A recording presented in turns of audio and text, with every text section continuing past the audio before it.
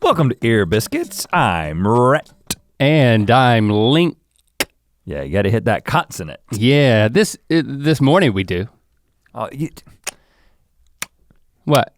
What are you clicking for? you gonna tell them that it's the morning again? Well, yeah, I can just look at your face. I can't, there's no denying it. I guess Now if that people are listening to your face. But now that we've done one Ear Biscuit in the morning, I think at this point we should just make people guess by looking at the face. Maybe I'm faking it. Maybe I'm throwing them for a loop. Yeah, I can have morning face at night. I've done that before. It's nap. It's nap face. This week at the round table of dim lighting, we're gonna share some personal experiences. I think there might be some deep introspection. I think we're at risk of there being a point where this gets sad based on something I've got inside my own heart, okay? Oh gosh. Here's the deal. Yeah, you're already using the word heart. You're not talking about the anatomy, you're talking about it in the emotional sense. I know, I'm just warning you people. Because technically your heart doesn't actually hold any thoughts. I mean, it's just a muscle that pumps your blood. I mean, I hate to burst your bubbles for everybody, but I mean, that's all happening in your freaking brain. And anatomically speaking, I don't have a bubble to burst, so burst all you want. I just gotta maintain the balance here. You mean making light of the fact that I said I'm gonna cry? No, listen, man, I mean, I know what we're talking about, so I might cry. No, we're not gonna cry. Okay. I mean, you never know what's gonna happen. Here's the deal. Nap face. As of this current conversation, the moment of recording this, I am 39 years old. As of the initial release of this podcast in its audio form, I am 39 years old. But as of June 1st, 2018, I become 40. And I've already celebrated in a huge way, in party form. And I wanna tell you all about that party. And then I wanna transition into just an analysis of our own aging. Because buddy, I'm joining you in the boat, in the 40 boat. I'm about to get up. What, did you just burn yourself on tea? You're like an old man, see? Yeah, I can't even drink tea anymore. You gotta put an ice cube in your tea. I feel like Jim Baker eating potato soup, which incidentally, I watched a crap ton of last night. Oh, you did? Because RuPaul actually posted the very best of Jim Baker. It was a compilation on Twitter. On Twitter? But it was a YouTube video. And I just sat Did RuPaul edit this thing? No, I don't think RuPaul has time to. It was a super deluxe video. And it was not okay. I mean, it was one that I had seen all the pieces before, but it was the very best. And it included that, that's good moment. Which we put in the episode where we tasted the Jim Baker buckets, right? Yeah, we did. Oh, man. Is that why you got such nap face this morning? Because you stayed up late watching the Jim Baker bucket? It's only a 16-minute clip. So no. I love the internet, man. I've already been to the gym. I've been in a steam room with several other naked fellas. Okay. I mean, I'm up, man. It's just my face, I guess my face, you know what? I think maybe in the same way that there were people you saw as well, comment on the internet when you asked, let us know what you think about us recording in the morning. A lot of people are like, I can definitely notice it's different. Well, I doubt that they can notice it's different. That's my personal opinion is we suggested that it was different and then it's the power of suggestion. And then they started to think that they were picking up on different things. I think that my morning face is, if it was 11 p.m. right now, you'd be like, you look tired, man. You just woke up? And if it was the middle of the day, you'd be like, you look normal. That's my theory. Hold on, hold on. I thought you were gonna say in the middle of the day, I was gonna say you look tired. No, middle of the day, I would be what you expect, which is middle of the day face, which is just normal. So your peak Rhett face at noon is what you're saying? I'm saying it's always the same. That's not what I heard, but okay. I'm saying it right now, having been through the things that I've been through today, I can't imagine you should have peak face. That I still have what you would consider morning face. Mm-hmm. 2 hours ago, I definitely had morning face, but I got steam face now. Oh, well, I guess they're easily mistaken for one another. I mean, do I look like I have nap face? No, because I don't let the power of suggestion and the environment influence my opinions. I'm a perfectly rational being. Not even your own suggestion? I don't mean to insult you, Ear Biscuiteer listener, but I do feel like when we said that in I guess it was the last episode talking about in the morning. Was that the last one? Whenever it was, it doesn't matter. We were just kind of planting something so that then you could feel like you were noticing something.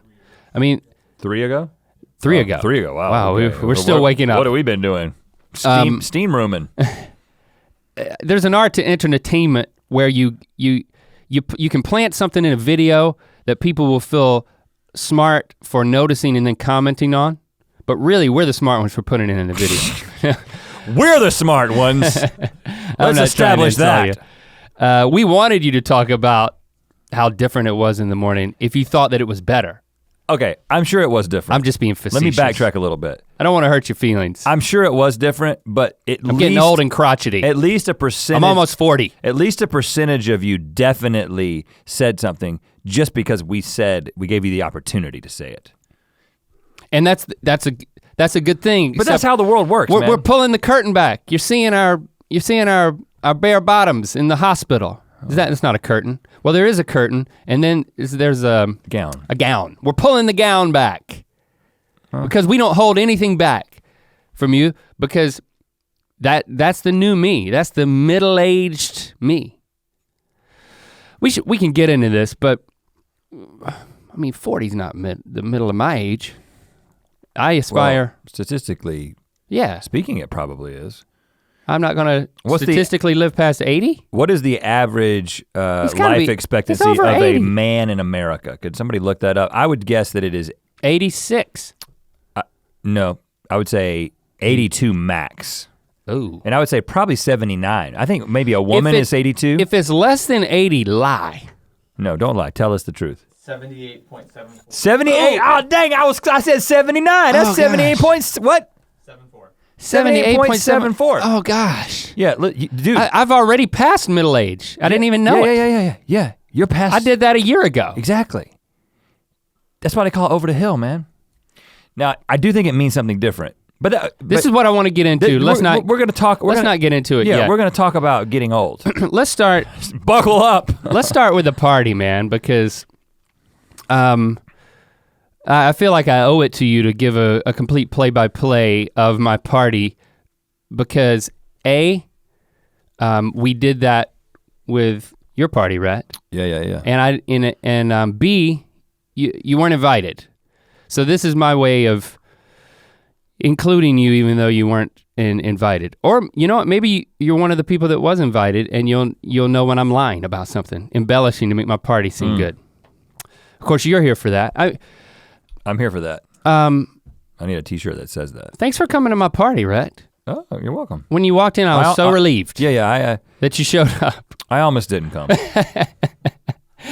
You thinking about it? Last minute, we were like, should we? What were you thinking about doing? I was gonna watch Apollo 13. Oh, again. Yeah. It's a good movie. I was like, it's, You know you're gonna get a good satisfying experience, but with a party, you're like, do you experience anxiety when going to a party like anybody's party? I always have a tinge of anxiety when I go into, maybe it's just any sort of social. I experience this, I think I experience a tinge of anxiety if I'm in any environment that is not 100% familiar to me. Okay, it's good that you're admitting that.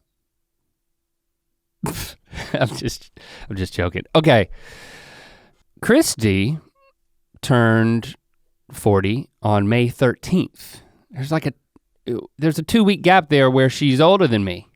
I mean, she's always constantly older than me, and I do point that out to her in strategic moments. Older women make beautiful lovers is the country song. Mm-hmm. It's a good country song. But never is it more obvious in the 2 weeks when she's 40 and I'm not. Right.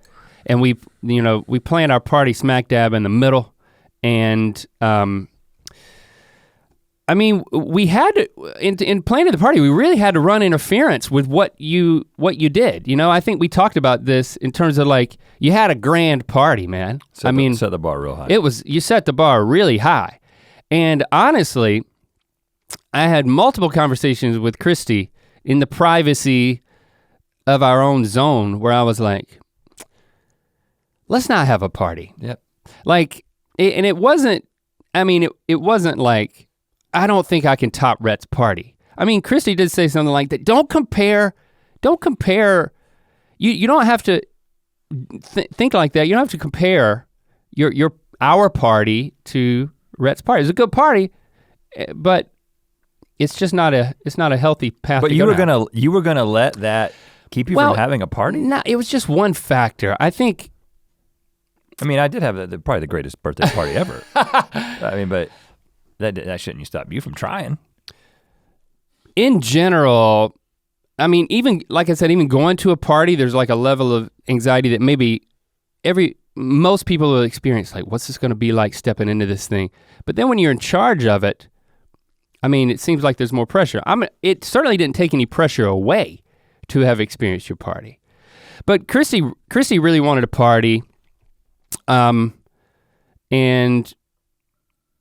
I came around, I was more than happy to be a part of it. I was like, but I want there to be something. I wanted there to be an activity. So we ultimately decided that we were gonna have a bowling party. Yeah. And we found this amazing venue, the oldest bowling alley in the city of Los Angeles, which is one of the oldest cities in the world. I don't know if you knew that. No. I did not know that. The second part, I don't know. I need to wiki that. Yeah, I'm pretty. But the first part is to Highland Park Bowl. Super cool venue, right? Like we had never been there, but we visited in order to see. I could describe the place just so you don't seem like a braggy daddy. Okay, yeah. Well, I didn't build it. I didn't renovate it. But this place was. It is the oldest bowling alley in LA. Very, very, very cool, and like stepping into a bowling alley from a time gone by. So like you got this like Prohibition era. You like walk in and there's a bar on each side, and then there's the lanes, and they're doing a lot of things to kind of establish the vibe. Right. This is a hipster bowling place, very cool place. Yeah. All the bowling balls are black. There's no pink balls here, no blue balls either. It's just all black balls, which it was an aesthetic choice, not a functional. Makes it a little difficult to remember which ball is yours. But it's worth the cool factor. Well, and the lanes not only look amazingly vintage, but then the whole place is 91 years old, built in 1927. The mechanism in the very back, when you bowl and knock down the pins, and then the mechanism, the robot thingy, picks up the pins, sorts them all out, and puts them back down. It looks like a steampunk. It's all like a steampunk set. Whoa, gosh, I'm knocking over my water. It's all exposed, so you can see the inner workings of it. Nothing's covered. Do we have a napkin? I don't want. Use your sleeve. I don't want Lee Newton's signature to go away. Here, use that right there. Or Lindsey Sterling. Oh, I was gonna let you use my jacket sleeve. So anyway, yeah, it was a super cool place. They have a pizza oven. So they're like making some good pizzas. Oh, the food was incredible. And just as our book dictated, there will be meatballs at the party. Well, there was meatballs at the party. Was that a special request because of our book, or that's something they do? It's something they offer. And they were like, we can have meatballs. I was like, there will be meatballs. There's spicy meatballs. They were so big though, I don't think we could have played hide the meatball. I didn't even think about playing hide the meatball because I was throwing the bowling balls. I actually didn't get to eat a meatball. I mean, so there was like, I don't know, maybe 120 of our friends, and the mythical crew members were also there, who I consider friends in the party zone, not coworkers. Oh, friends in the party zone. And then Chrissy and I are mingling. Lionel Richie showed up. Yeah, you said I should get Lionel Richie, but we didn't do that. We had a DJ and I made a playlist which I steered clear of yacht rock, even though that is one of my favorite genres of music, because you had the gold standard of yacht rock cover bands at your party. So what did you? I had to steer clear of that. What did you play? It was late 70s, early 80s, so around the time that we were born, soul and funk music. But the bowling alley's so loud that it just kind of all blends together. Yeah, it didn't register really. I didn't want the music too loud so that you couldn't talk with your people. You know? Did the DJ feel emasculated by that request? I paid him, so he can feel any way he wants to feel. No, but I think DJs get off on being the center. Playing the music so I didn't loud that ask you him. cannot have a meaningful conversation with anyone there. I couldn't tell and I didn't care. He did a Good. great job, and I don't think he was upset. So it was a cool spot. Chrissy and I had matching bowling shirts. I don't know if you noticed. I did it with your names on them. And of course, we also have matching bowling shirts from when we did the fire bowling, but you wore yours. Well, I mean, of course I have to wear it. Jesse could have worn mine, and you could have. Jessie got her own. She got her own. She went off on her own and got her own bowling shirt. In the back, we tried really hard to find something to put on the back of the shirt for me and Christy, and we landed on striking while we're still hot. Where'd you get that? I think that Jesse came up with My it. wife did. Because I was like, She's very good. she loves that. She's like, yeah, there was a text thread. It's like, she's really good at slogans. let's see, because I wanted it to be something that was lame. Like, Bowlver the Hill, I think is what I came up with. Right. A combination of bowling and over the hill, if it's not clear. Chrissy didn't like that. So They did well. striking while we're still hot. They didn't want to focus on. and it was a bowling ball and there was flames. The back end of the hill. They wanted to focus on the fact that we're still good looking. Yeah. And then I requested that Christy's shirt also have, the silhouette of the women that are on the mud flaps of rigs. Of course, I've got. I wanted her two to on the back of my sedan, I wanted her to put those on the along collar, with a pair of truck nuts. the lapel of her bowling shirt. And when she nixed that idea, I put it on my bowling shirt because I wanted it to represent her on her own shirt, and I was gonna have the man version on my own. And when we started looking into the man version of mud flap silhouettes, it's very problematic. Right, because what can you emphasize? Right. So I have the woman on mine, and then we had our names embroidered. I and noticed mine that. said Link. I noticed a woman. I didn't ask any questions about it. It's Christy. It's Christy's silhouette. She's still hot. And my name said Link, and underneath it said 40 years old. Because I'm like, I'm gonna own this. Christy also didn't want hers to say 40 years old, but it said 40 on the lapel. These are the type of things that you get into, the minutia of planning a party. And that's when I'm like, oh my gosh, it's so much, there's so much effort and planning and details, and then it's very overwhelming for me. I think the thing that I learned was, it was a great party, and I feel like I would have had so much more fun if everything was the exact same except it being my party. I think that's my problem is I understand that. I feel like, I told Chrissy somewhere in the middle because we're like mingling and talking with everybody. I'm like, man, it feels like a wedding reception. I'm like not getting to eat anything, and I'm like talking to everybody, and it's becoming a blur. Whereas if you just attend a party, mission number one is just to have fun, But when you're in charge of it, mission number one is, at least in my mind, and I couldn't check out from this, is making sure everybody else was having fun. And who am I kidding? They were. It wasn't up to me. I mean, you set the stage and then, hey, we're freaking bowling in this amazing place. Well, you got pizza and you got bowling shirts. I think, I don't know when this happened. Definitely in the past 2 years, I've experienced a shift in recognizing that I enjoy creating experiences for people. Okay. And while I completely relate to what you were saying, it's difficult to enjoy anything that it's difficult to enjoy a meal that you cooked. As someone who prepares, I'll have a bunch of people over and do a pork butt or something, and I enjoy food more if I go to a restaurant than if I make it for myself and for other people. But I kind of shifted to all these people are enjoying this, and then you take a little bit of the pressure off yourself. So I think that you think you're becoming party, more of a host. My party, when people kept coming up and saying they were having a good time, I was having a good time, even though I was anxious about when things are happening and that kind of thing. And then the game night that we've been doing, Yeah. Which I legitimately been having a lot of fun personally, but the fact that people are enjoying it, I'm enjoying that vicariously. I think that's the key to not being anxious about something that at your own party is like, because everybody did have a really good time.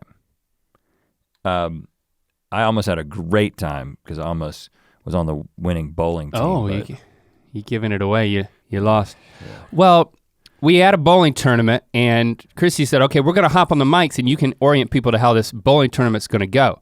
I'm like, well, that means we need to make a speech.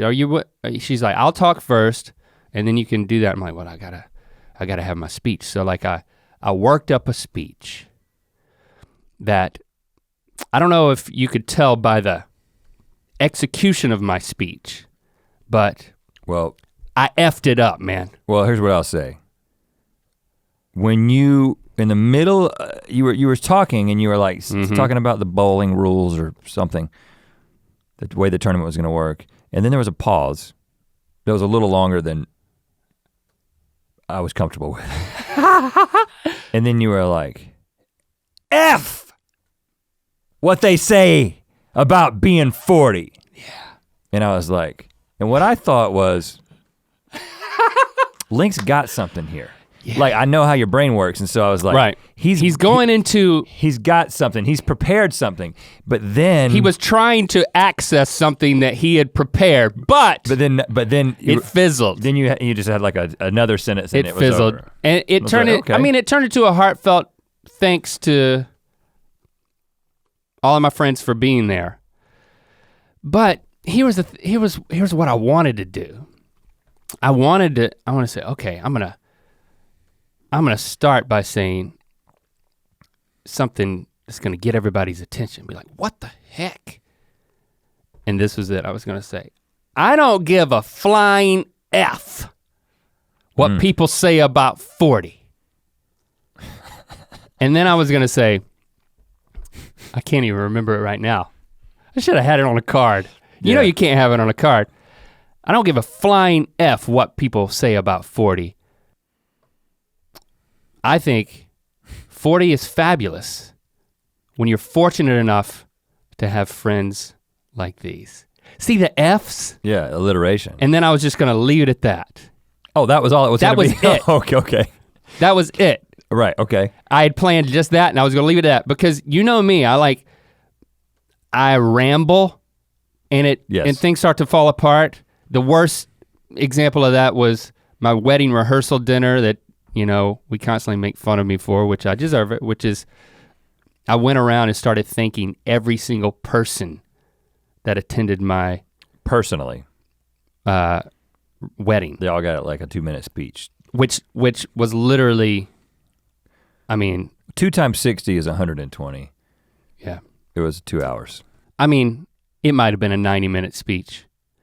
Because once I got into it, I couldn't back out. And I'm like, I'm not gonna make that mistake. I'm gonna have something quick and it's gonna be about F's. Okay, all right, yeah. And then I blew it. Well, and it doesn't matter. I don't think anybody other than me knew that you had something that you didn't fully hatch. Yeah. Yeah, the egg cracked on the floor. But I scraped it up and no one else cared. That's the thing is like you start to focus on things that don't matter that much. I don't think throwing parties is for me, man. Just for my personal enjoyment. Well, next time you should plan my parties. But I think it's just a shift in it's just a shift. Mentality. Because, well, I mean, if I threw more parties. But you just said it. You just said that I would have more fun if this was not my party. And what is the thing that you're anxious about? How good of a time who's having? You or the people who are there? The people. But the default disposition of a person who's at a party is enjoyment, especially a good party. So if you put the ingredients in place and then it just starts happening, you look around and you're like, these people are having a good time. I'm gonna enjoy that. I have been thinking about this actually quite a bit. I've been thinking about what other things could I engineer, like other experiences could I engineer for groups of people? Maybe I should become a tour guide. Because I've been thinking about doing something special with like the game night. Mm-hmm. And now that, now we can't do a party like we did last year, but like, neither of us have ever thrown parties. I haven't had a birthday party. I think the thing that you're on in to years. I think the thing that you're on to because of last year, I'm like, I want to do this again. And with it's more about here's the thing about my personality type that's different from yours is I'm a perfectionist. So I'm constantly thinking, not is this great, but I have in my mind what is the perfect party that I've planned, right? So when it's, okay, for the last round of the tournament, like when the last two teams are bowling and everyone, I want everyone else to gather around, and when the person's going to bowl, I'm gonna get the DJ to kill the music. And it's gonna be comedically dramatic for these amateur bowlers to feel like they're in a freaking bowling tournament.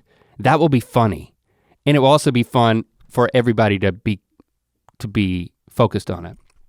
But then, when the party goes along and the freaking DJ's packing up and it's like, okay, that can't happen. You know, these are the things that start to go off in my mind as a perfectionist that I think is healthy for me to come to grips with, of course.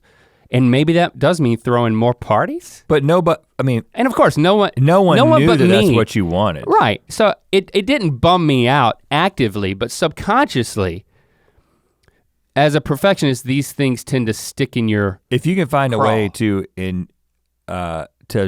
take a mental note, next time I have a bowling birthday party, I'll do it in a way so that we make sure that the tournament is still going when everybody's still there. But right, I'm not gonna not enjoy this first one. I didn't. You know, I enjoyed it as much as I could at this point in my life. But when I'm 50, I will enjoy it even more. A couple of other side notes. We also planned the party on a Sunday night. I think spare no expense to have a party on a Friday or Saturday night is my other thing. Because we rented out the whole bowling alley and there was no way we could have done that on a Saturday. And I think, so there would have been other people there on a Saturday, but I don't know if that would have been a better choice. Or in general, to throw an epic party, you can't do it on a Sunday night. You can't have people worrying about. A lot of people gotta go somewhere. They can't be worrying about their lives the next day. Other than that, I'm very happy with it. It was a great party. It was a really good party. I mean, Lionel Richie would have really sent it over the top. But see, I'm fine with that joke. That doesn't hurt me because that wasn't part of my plan. But he's not that responsive. He's just not that responsive. Lionel is not responsive. Trust us. Yeah, he's got his own thing. Been begging to hear from Lionel. He's got his Lionel thing and that's good. You know, we've got ours. Okay, we're gonna talk about getting old, but so stay tuned for that. First, we're gonna let you know about some stuff that you can buy. Well, you can buy this Cotton Candy Randy t-shirt that I'm sporting, but we've got all types of Good Mythical summer stuff. Take that. We got the Good Mythical summer camp shirt, the Rhett's about to hold up. We got the Dink It and Sink It shirt, brand new to the store. Go to mythical.star. This is I said the word got in there. Mythical got star. Don't go there. Is nothing. Go to mythical.store. This is the Good Mythical Summer Camp t-shirt. Good Mythical Summer Camp is not something that actually exists yet. But we do have a t-shirt that captures the experience that one might have there. We've got the two of us around a campfire. They can see, if they're looking at it, they can see it. They are looking at it. Well, but what about, oh. They can't see it. There you go. Out here? Yes. See? I was holding it outside of the frame. That's why you were describing it. My new thing is to not give you the whole thing and then talk about it. Okay, there it is. There we are. Now we don't have to describe what's happening because A, you already have, and B, they're looking at it. Okay. It's not an actual camp. It's just a shirt. It's a shirt for a tee. camp that doesn't exist. A ring tee. Here, take that one back too. Put that over the. Thanks for supporting entertainment and repping your team, which is Team Mythical Beast, through the summer. I will say just one small, one additional thing that I don't give a flying F what they say about turning 40.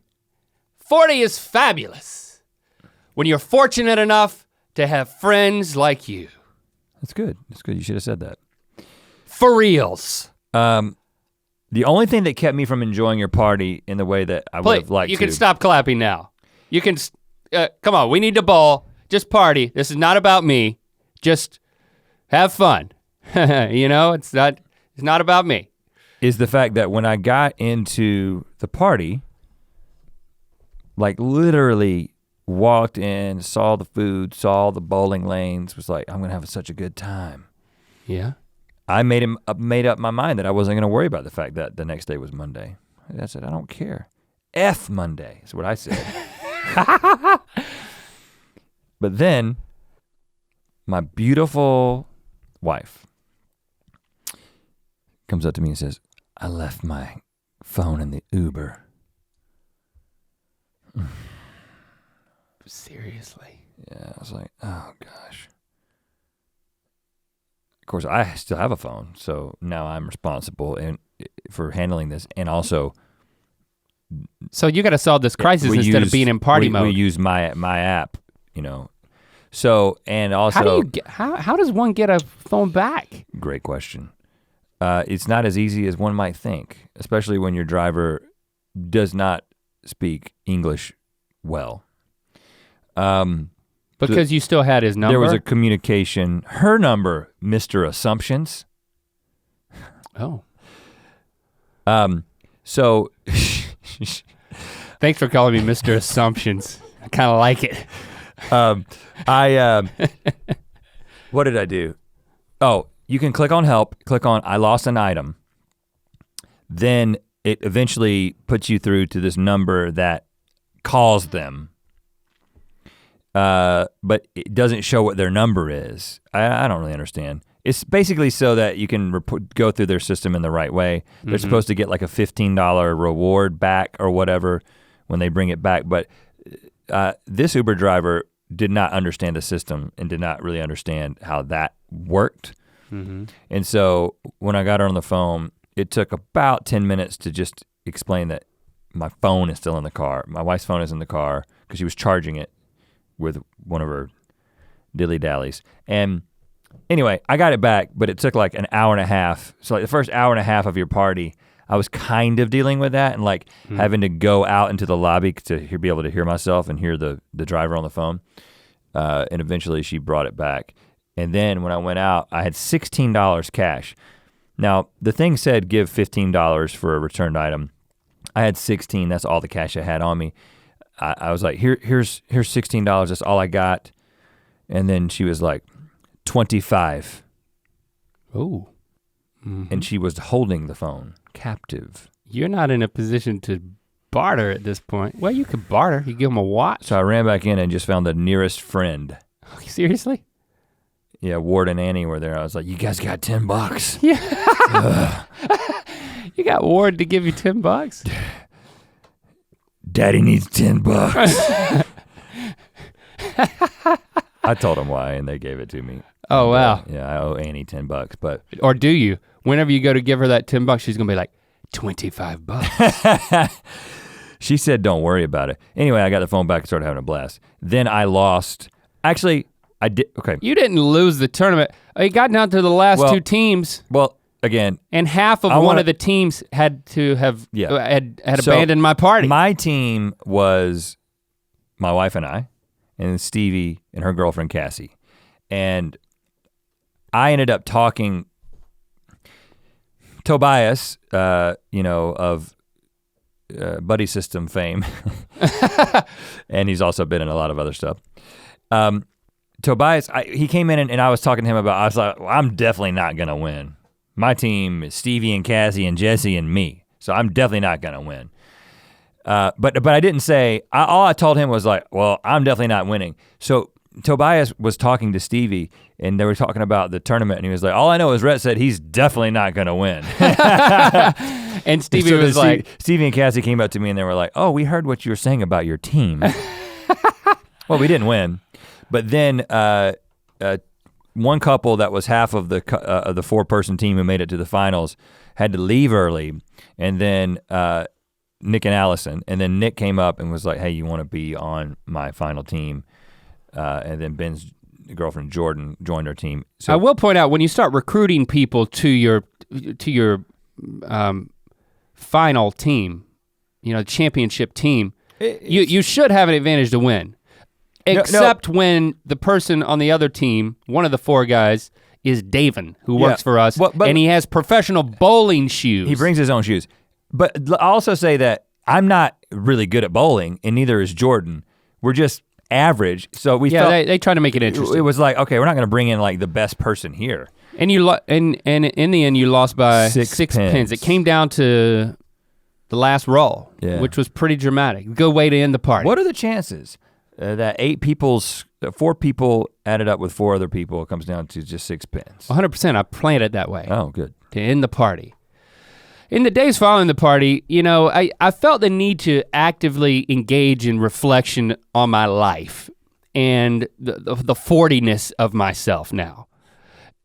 I have to admit, I felt in a little bit of a funk after the thing. It's kind of cliche, but I have kind of felt that way. I think obviously I'm a little too cerebral when it comes to my own party. I got things I got to work through. But then beyond that, you start to think, got all these friends here, and it's on one hand I'm blessed to be where I'm at with and have all of these people that mean so much to me, and it's like you start thinking weird things of like, but how much do they really mean to me? You start to think weird things, like kind of depressed thoughts. Okay. It's like, I don't know. Interesting. I thought you were gonna say, I did not anticipate that was what you were gonna say. I thought you were gonna say, you got all these friends together, they're for a party, but they're really just mourning the death of the prime of your life. Like, now I can relate to that. My point is, I'm seeing things that are totally unfounded, and it's at a point where I can be very grateful, and I'm typically very positive.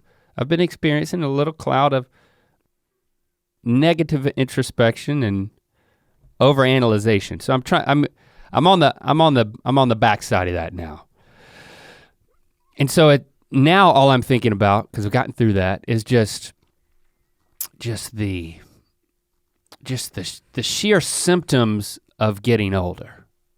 And it's not just the graying of hair. I'm glad I made the decision to like let the gray hairs fly. It hasn't been a year yet, but look at my age a little bit. But the thing that's getting me is not the hair on my head, but the hair in other places. I've started to shave weird spots, man. Like I've got hair on my shoulders. Like I got this like weird little community on the right shoulder and the left shoulder. And cause when I'm like brushing my teeth in the mirror, I'm like, what is that? A weird community up there. And I'm like, I'm shaving my face. I'm like, I'll just go down there, shave that off a little bit. Got a little one over here. Should wax it. Shave that one off over there. Kill the follicle, man. And I think this is common because in that song, Amanda, which there's a Don Williams version, there's a Waylon Jennings version. He says, he talks about, I look in the mirror in total surprise to see the hair on my shoulders and the age in my eyes. Mm-hmm. So I'm like, okay, all right. Waylon and Don went through this. I'm in good company, I'll be okay. But then I start looking at my ears. Oh, once you start, you just can't stop. And I'm like, there's a community of hair on my ears. And I ain't even talking about in my ears. That's the common thing. I'm talking about the outer ridge, like right there on like the outer ridge in my ear, I got a community of hair growing right there. You see it?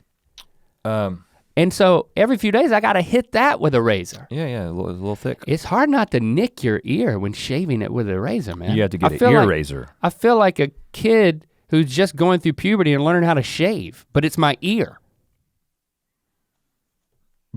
And also the inside. Like I have nose trimmers that I shove in my ears. Well, and I've looked at you on Good Mythical Morning enough to know that you got you got a community coming out of your ears. Yeah, but here's the thing. It's gotta be there for a reason. Oh, you want me to leave it? Just No, let I'm it just grow saying out? that like there must be some survival benefit. Like when you get so old. There's that, a reason that old men have hair in other places. And I don't and I just because I don't understand their survival benefit doesn't mean that it doesn't exist. I don't want to get rid of it because then I might die. It must be, well, when you get older. Who am I kidding? I also groom myself. You can't hear as well when you get old. I so groom. I think it's your ears just closing themselves up with hair. It's like, we don't need these anymore. We can't, the frequency fidelity is gone, so let's just close up shop. And I think you need some signs. You need to know.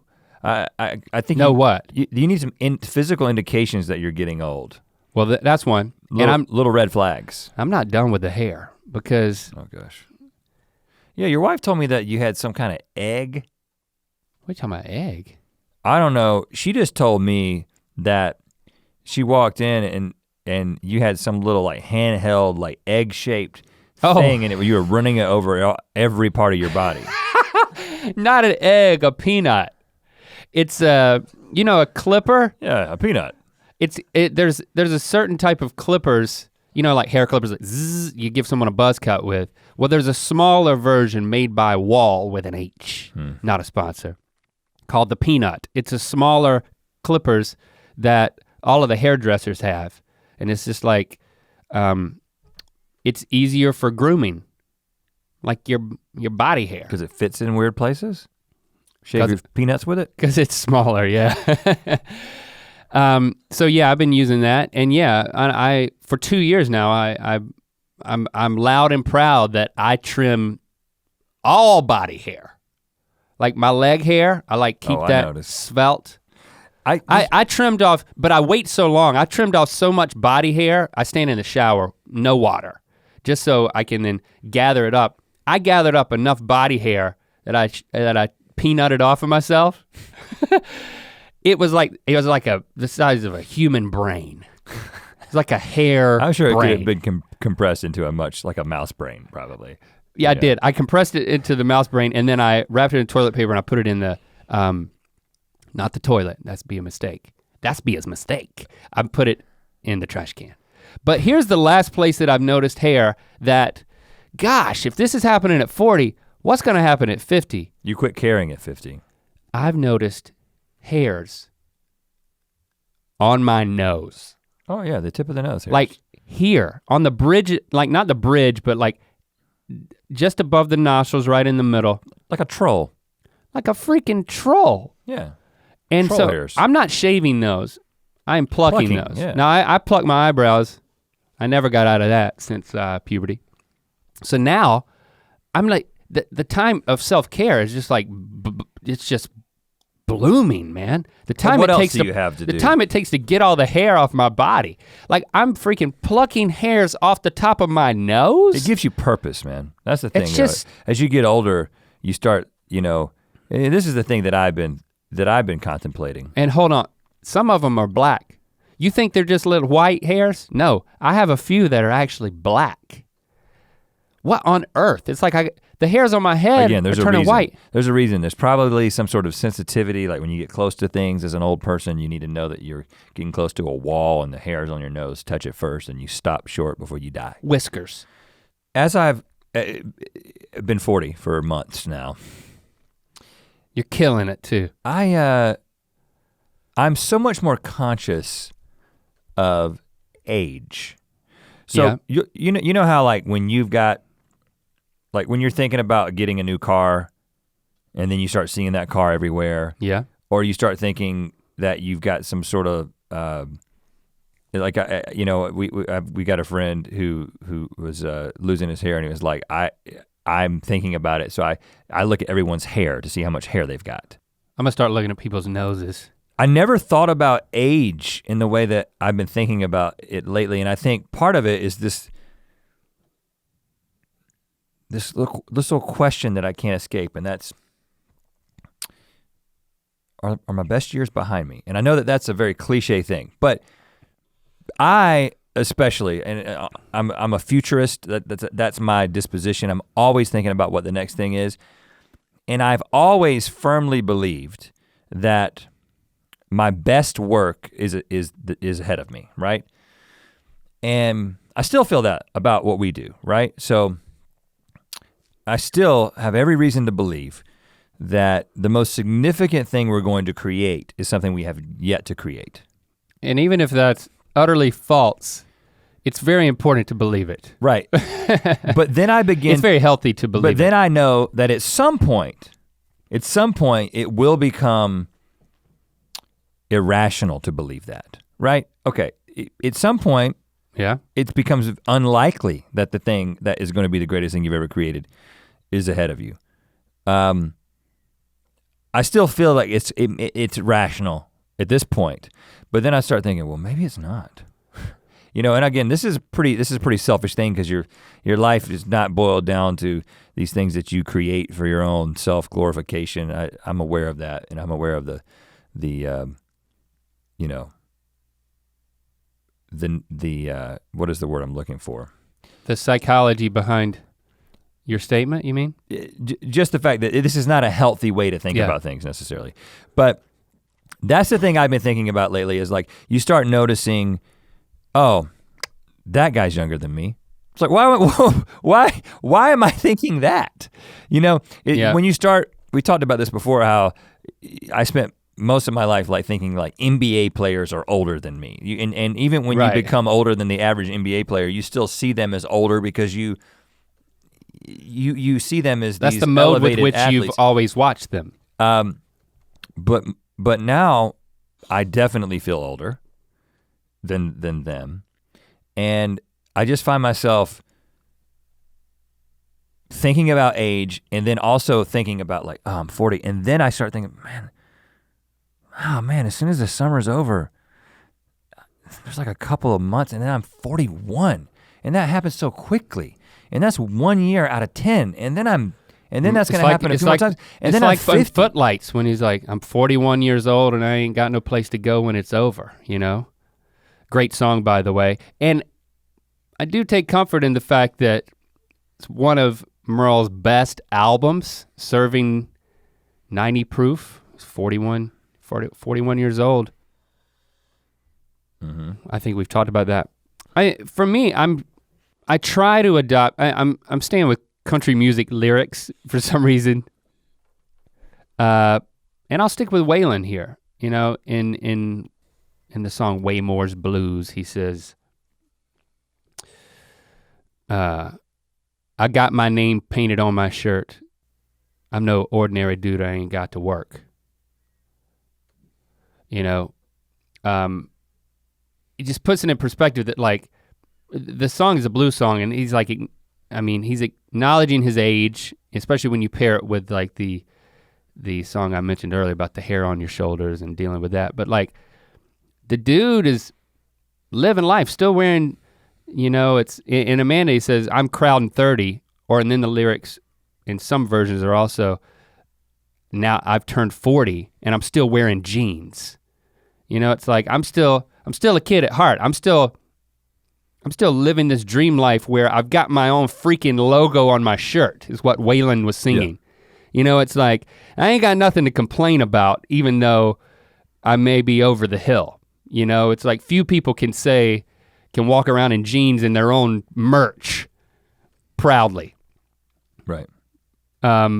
So I think that's kind of how that's the perspective I try to adopt, is just one of being grateful for what we've got and for what we've already accomplished, even if that's it. But it's not healthy just to rest on your laurels. So I do think it's good for us to believe our best work is ahead of us, but at some point you just retire and spearfish.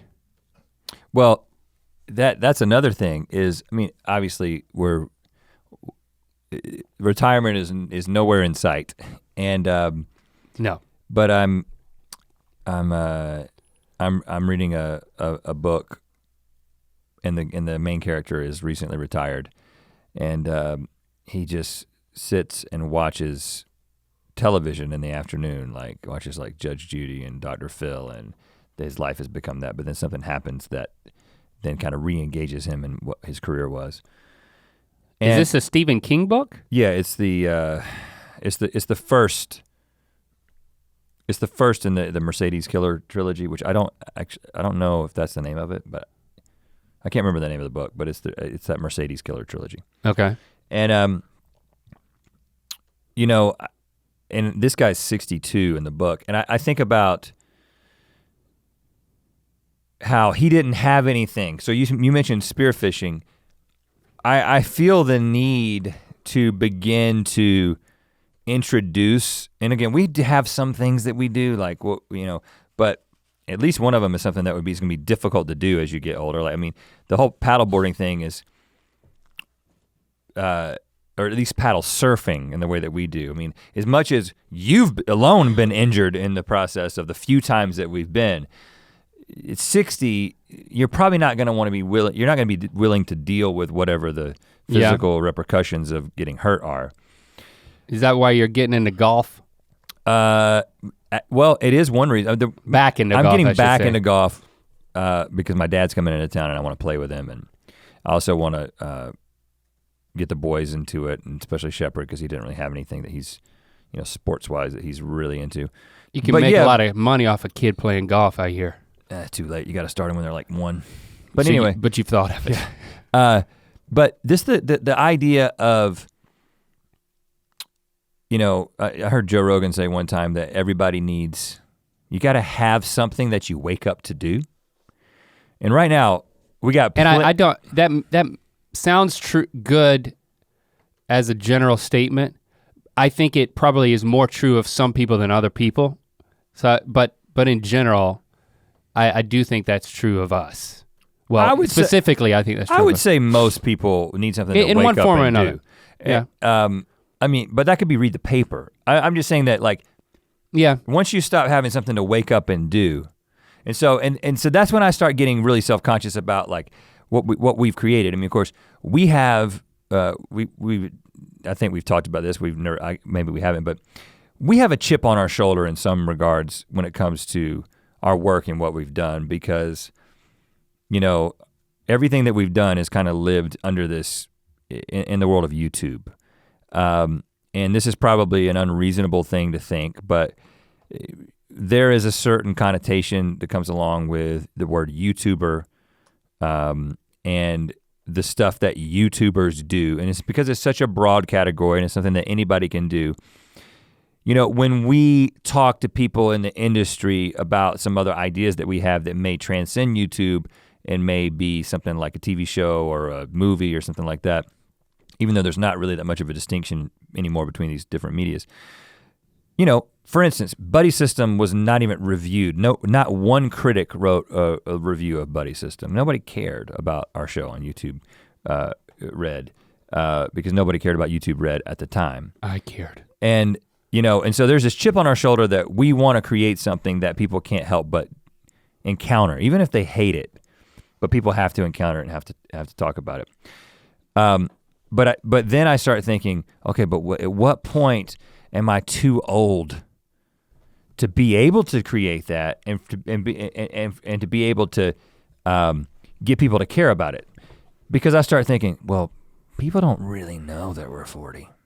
That's the best thing we've got going for us, is they still see us as these, like, I don't know how old they are, but those guys from YouTube, they seem young and they're on YouTube, so they must be young.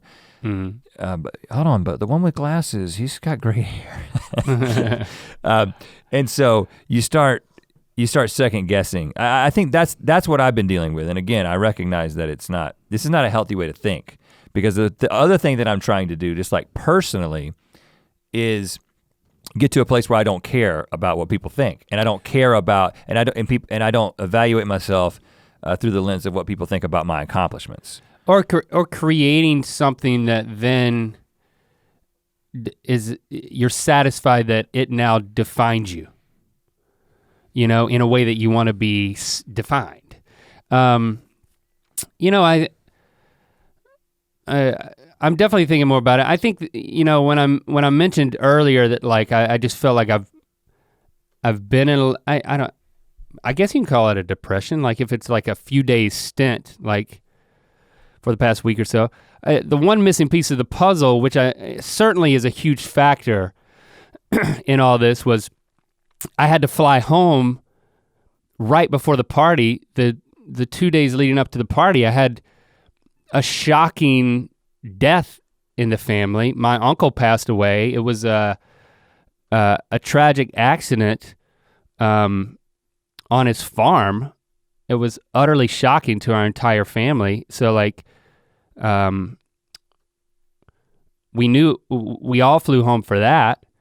He was 69 years old. He was retired. You know, he was doing what he loved. I mean, it's not a joke, but he died doing what he loved. He was on his tractor, on his own land that his grandparents farmed, his parents farmed, he farmed, and his son farms. And he also made the that's decision, how he went out. He made the decision to stop doing he could have kept working at his other job. Sure. But he made a decision because he wanted to farm. So that was why he got up every day. But it was certainly an untimely and shocking end to his life. You know, I thought we were gonna have to cancel the party because we were gonna be there for the family and then get back whenever it made sense, and then it worked out, but it was literally, we flew back in that morning and then at night we're having the party. So I think the day after the party and the day since, it's like all those things together for me have, when you talk, have led to a lot of introspection and reflection. I think that we talk about being over the hill, but there's an underlying assumption. If you listen to a lot of what we said in this whole conversation, it's just assumption that, what's the average age? Because I'm gonna beat that, or I'm at least gonna hit that, I'm gonna live to 79. And then it's, there's of course no guarantee that that's gonna happen. And so it's, I think that I certainly don't think about, and it would drive me nuts if I woke up every morning and thought this could be my last. There was the guy, the old guy with the beard who worked on like the pyrotechnic stuff for GMM, like when we did the fireball and stuff, he had that catchphrase when we'd see him, and we'd be like, hey man, glad to see you again. I can't remember his name. And he would always say, I woke up alive. Now it's up to me. Yeah. It's like, I woke up alive, now it's up to me. So it's like. And maybe he is a pyrotechnician. Maybe he's had some close calls. but he's also an older guy. Yeah, he could, dude looked in his 70s. He could be that old, yeah. But I guess he adopted this mantra. You think it's a healthy mantra? Maybe it is, when you're that age. Like at 40 years old, I don't wanna wake up every morning and say, this could be my last day, because I think that would freaking wig me out. But I think there's gotta be a way for some of that perspective to influence kind of what you're saying about being so focused on what is it we're gonna create that's gonna provide legitimacy, or what, I don't know what the admittedly it's not healthy. is. Well, because the thing that I struggle with is this is like the thing that I think about all the time is, I know that one of my many personality defects is just how much I want to accomplish, right? I mean, for those of you who know the Enneagram, I'm a 3 on the Enneagram, which is an achiever, and it basically means that I'm hyper competitive. Anybody who's watched the show knows that. I want to win. I want to be the best. I want to create things that people notice. And while that's been helpful, and then be commended for it. And right? That's how I want. Basically, it's how do you want to be loved? Mm-hmm. And so the way that I want to be loved is by people loving the things that I create. And so I'll get uncomfortable if you start talking directly about me. I'd rather you talk about something that I created. So but the struggle is that I'm like, okay, I don't want to care about accomplishing things, but if I don't care, I won't accomplish anything. So I kind of get on this in this loop because I'm like, yeah, I guess there is some state of contentment that like like a monk somewhere has, where they're like, my work is this simple, repetitive thing that I do, and the whole point in being a monk is to kind of take away the things that distinguish you as yourself, That's why you shave your head, and that's why you wear the same thing that everybody does. That's why you do the same thing that everybody does. That's why there's no hierarchy. You're not like he's the head monk. It's like everybody becomes equal and you kind of fade into humanity. And I know that that's healthy in a lot of ways, but it also scares the crap out of me. So I think about like you really don't look great with a shaved head. Yeah. We couldn't have a beard probably too. It'd be horrible. That's the main reason I'm not a monk. But the hood, the big hoods. But just simultaneously looking to the future and being like, there's so many things that I want to see us accomplish, and to me, it's not about losing the desire to accomplish those things. It's losing the false belief that I'm gonna find some kind of purpose or ultimate satisfaction in those things going well. Because we have had a lot of success. We've had a lot of things go well. And we know, just like we talked about in the book of Mythicality, in the Stop and Celebrate chapter, that our MO is to accomplish something and then immediately move on to the next thing without stopping and really appreciating it. So I know that if we are able to make a film, or we're able to make a show that that critics care about, I can anticipate what that feeling is gonna be. I know that there's not true satisfaction in that, but if I can just enjoy the process, which is something that I do enjoy, the creative process is like, that's what we're made to do. I find an incredible satisfaction, not just in the results, but in the process. I don't know, those are just the things that are kind of running through my mind. And the thing that's complicating it is this age factor, is the fact that, now I've got this other thing I've got to contend with, which is the fact that sand running out of the hourglass. When am I gonna run out of time? When am I gonna become irrelevant because I seem too old? When is my mind not gonna be as sharp? When am I not gonna have that thing? All the best athletes in the world, even the best poker players in the world are young guns, right? You don't see some 45-year-old come in there and win the World Poker Tour. You see a 20-year-old do it. I know there are exceptions, but that's how you feel because what do they have? Did I have it and I lost it? Those are the things rattling around in my 40-year-old mind. I'm trying to figure out how, for me as a perfectionist, as a personality type,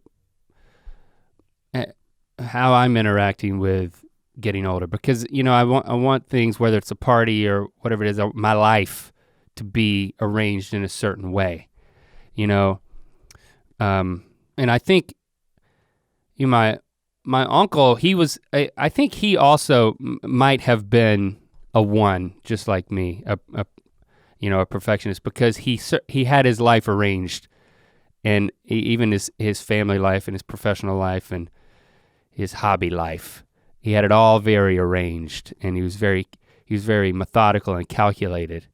Which, by the way, was why it was such a shock that he had an accident.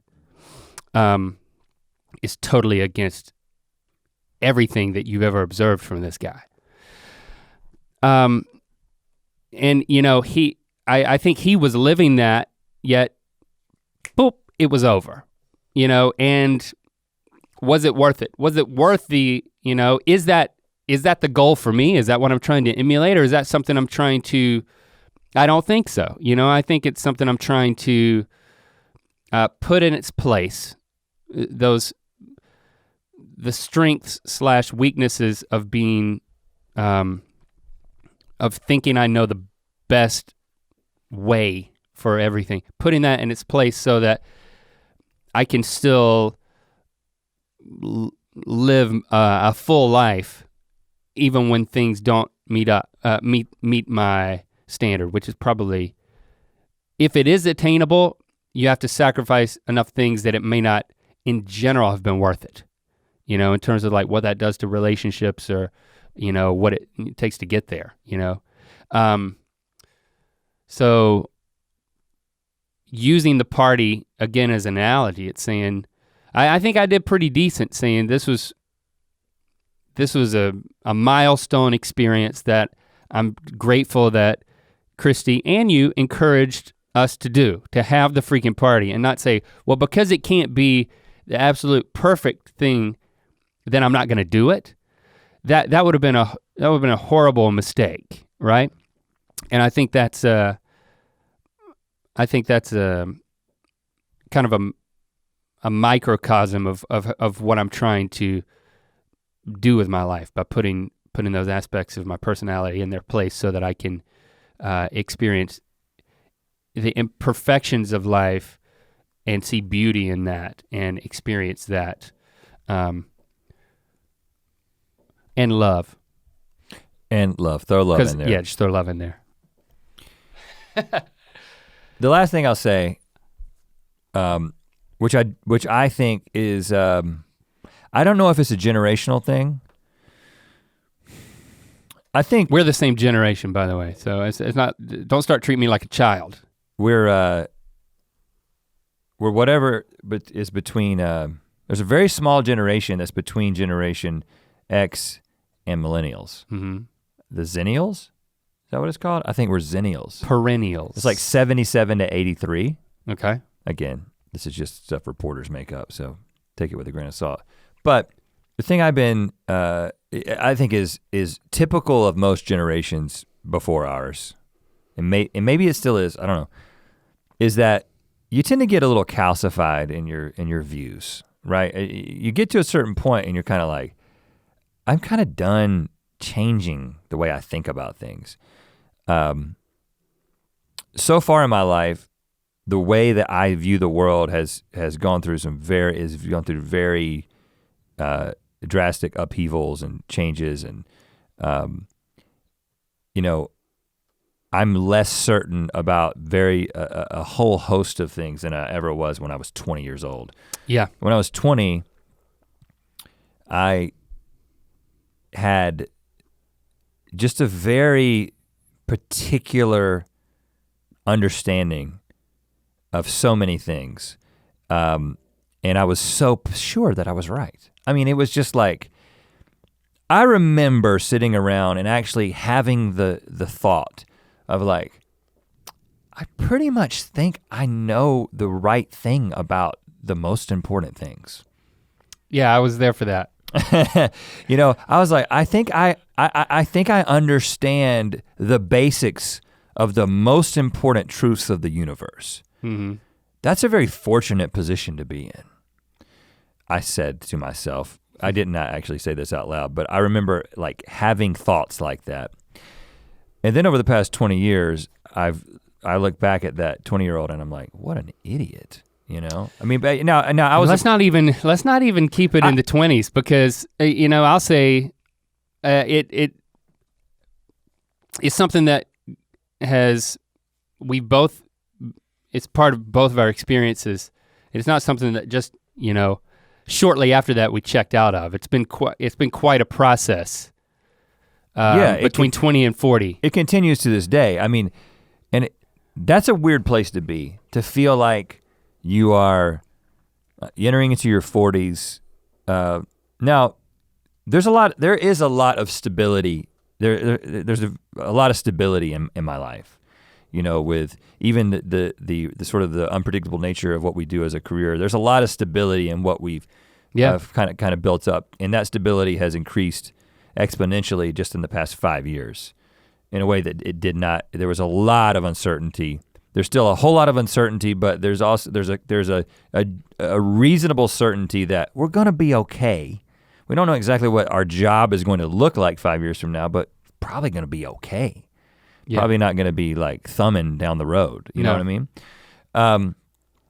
Unless it makes for a good video or as a character.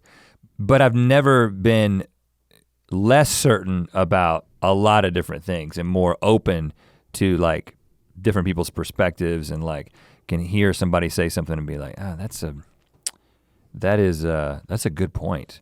That's a good point as well. This is difficult to parse. And I think that is, in some ways, that is just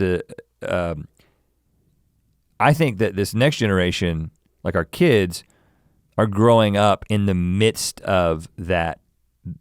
We kind of grew up in a place where you were not exposed to anything that challenged your worldview. And it was very tight and it was very tidy. And then we were kind of this generation that got introduced through the internet to all kinds of different thoughts about different things, and it began to kind of change the way we thought about that foundation. But I think that our children, which made our initial reaction to it something that was more about maintaining the tidiness in the face of the internet, basically batten down the hatches. Whereas our kids, you know, there are no hatches. When you grow up in an environment where there's no way to not be exposed to almost everything on earth just by virtue of the internet. As much as you know, you put up healthy boundaries and things like that. Yeah, absolutely. It's a different world. Oh, we sound old. But it's what are you getting at? Maybe you're getting at, I'm just saying it's another observation I made about myself. The one thing that we can have that 20-year-old poker player can't have is wisdom. Now, you don't automatically have it. And I'm not saying that we have it, but I aspire to that. And that is something that is the advantage that old farts can have. Right?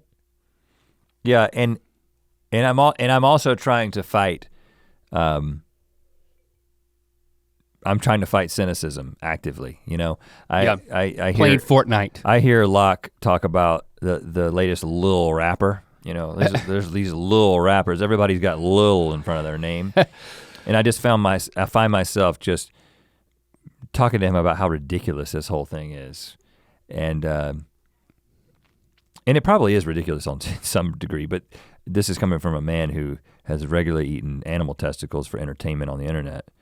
So I'm a little ridiculous myself. Lil Ridiculous is my rap name.